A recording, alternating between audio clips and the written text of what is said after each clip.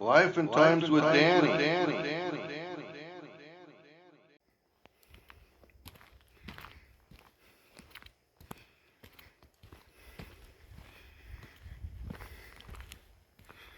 So I'm going to walk up this hill right here. I got something to show you. This is the mess that was left behind by an illegal camp that was up here. And I know you see a lot of this kind of stuff. The thing that's different about this one here is that it's more than a mile behind a locked gate. This is on privately owned timber company land. And this happened, let me see, this is late January, and I was here hunting this area in October. So this happened in November. The timber company called me up and told me that there was a transient camp here, and I thought they was talking about down by the river because that's usually what they do. But he tells me there was at least 3 campers parked up in here. And so he told me the sheriff was dealing with it, so I didn't come over here to see what was going on. I can see at least, it looks like two separate campfires.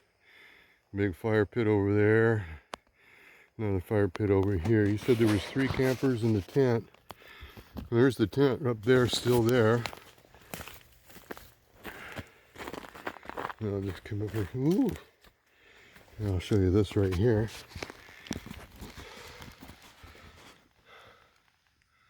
Some nice, pretty fresh deer tracks right there.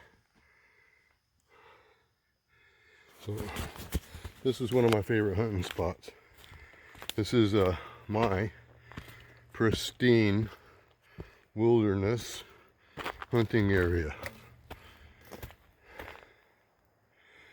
Now, I don't know who these people were or why they chose this particular spot. It's not a good place to camp.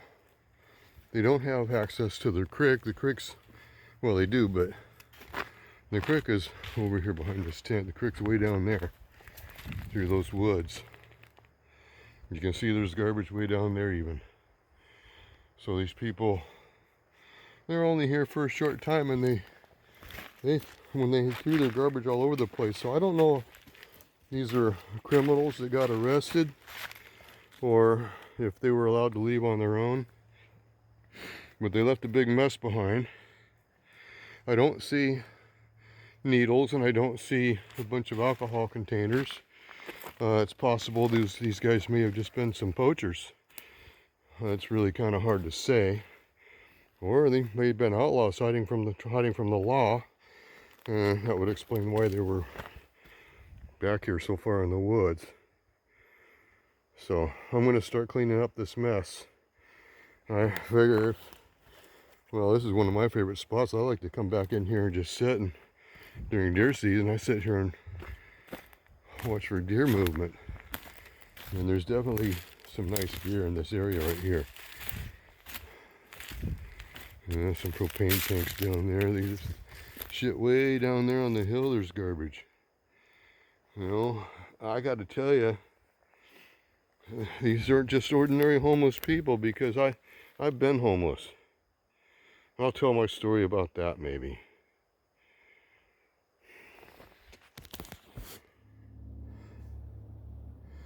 In 1976, I stepped off an airplane at SeaTac Airport wearing my Navy dress whites. I was warned not to wear my uniform home, but I was proud.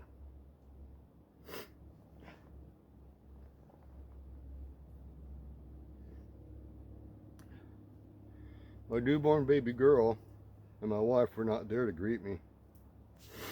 That's another story altogether, but there was other people there that greeted me. There was a small boy, about 5-6 years old, pointed at me and yelled out, "Hey, look, Mommy, there's one of them baby killer guys." And then Mom grabbed the kid by the hand and pulled him off through the crowd. And then right after that, there was some Hare Krishna monk guys who, well, it was about 9 of them. They all filed in behind me and followed me all around the airport. I went up to a cop and asked him, well, what's up with this? And he says, whatever you do, don't touch them. And he told me they can only follow me down to baggage claim and then they'll go find somebody else. So that's what happened. Welcome home. So, you know, I was outcast by my family. My mom's boyfriend called the sheriff and had me moved from the property. She wasn't going to let me take a shower. They weren't going to let me sleep on the bed. And what kind of mother would not feed her own child no matter how old they are? I wound up on the streets.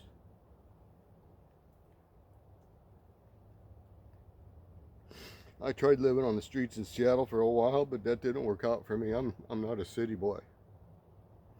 I wound up here on this here mountain. 1983. I lived up here in a tent with a dog for 8 months on my own. I went into hitchhike into Everett once a month to get my $70 worth of food stamps and my government cheese. That's what they did back then. So finally, my grandpa gave me this sermon. He says there ain't enough game for you to live on out here anymore, and getting a lot of shit on the ground. Of course, here, 2025, you can see there's people shitting on the ground all over the place out here. Anyway, I'll shorten up the story a little bit and just tell you that I started out with a warehouse job. I went to truck driving school, and I've traveled and I've logged more than 3 million miles safe driving. I own my own property. I live in my own house, and I pack a big ass gun because you can't trust nobody. Anyway, I don't know who these people were who did this camp here, but I'll tell you what, I traveled around with a backpack and a rifle. I went up and down the Pacific Coast numerous times, up and down the coast. I never left a mess, never bothered nobody, didn't hurt nobody. Well, only thing we can do about this right here is just clean up the mess and leave no trace so they can't find it again. And so that's what I'm going to do, especially since this is one of my favorite spots. So I'm ashamed and appalled that the state that I live in is now being called the People's Republic of Washington. I'm mad as hell. You can bet it. I'm glad Trump is in office again now, but I don't know what much he can do about the state issues, because Washington State is full on commie now. Right now at this moment, our governor and our legislators are busy at work passing a law to make shorter sentences for criminals who commit crimes with guns. At the same time, they're making it nearly impossible for an honest gun owner to have one. That has to change. Our state government has to change. I've watched communism grow in Washington State for the past 50 years. I ain't moving. This is my home. This is my mountain. This is where I live. And this is my backyard.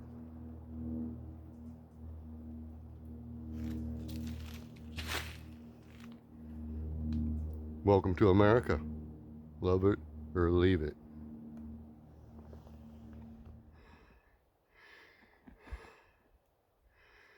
Okay, so that's about it for me for today. I'm only good for a couple of hours work. So there's the tent, and that mess still up there. I'll just turn around backwards this way. You can see if I get the light in the right direction. There we go. So there's the pile I started today. I did pull a bunch of stuff up off the hill over here. Big heavy stuff. Looks like they I found a little bit of information on who these people were. I can tell you that before they came here, they were porch pirates down in Seattle. And I find packages here with different addresses and names on them from Seattle. And I can see that they were burning some copper wire in the fire pit right there. And another thing that I pulled these big heavy metal boxes up off the side of the hill. They were down this side, they're kind of heavy. Those are candy machines that were stolen.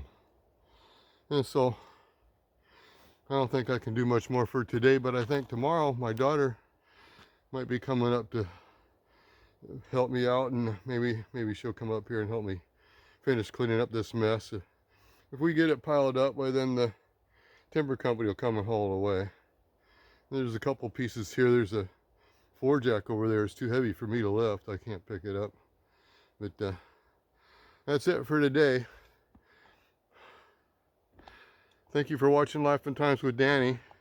And don't forget to hit the like, share, and subscribe buttons. Especially that subscribe one, because I've been getting a couple extra subscribers here and there, not too much. I don't think anybody really gives a shit about my channel. Okay, well, here I am back day 2 at the camp cleanup, and right behind me is where that big tent was. I got the tent and the tarps all taken down, and I piled them up down here and put them in a big pile. Yeah, it looks like at least 2 camps were here, maybe 3. But there's still some stuff. I was gonna try to rake out the fire pits and stuff here a little bit and get the garbage out of that, but it's was 20 degrees today. It's kind of frozen out here, so everything's frozen to the ground. I have to come back later and maybe deal with some of that, or maybe they'll take care of it when they come to pick up the mess. But anyway, there it is right there. Took the tent and the tarps down. I pulled all the garbage up off the hill and down off the hill, and this is what we got to do. Well, there it is.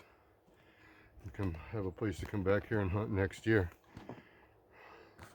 Don't cause no harm and leave no trace. That's what we need to be doing. Take care.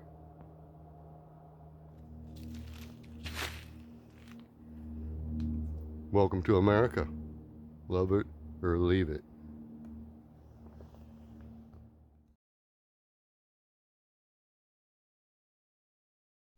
Life and Times with Danny.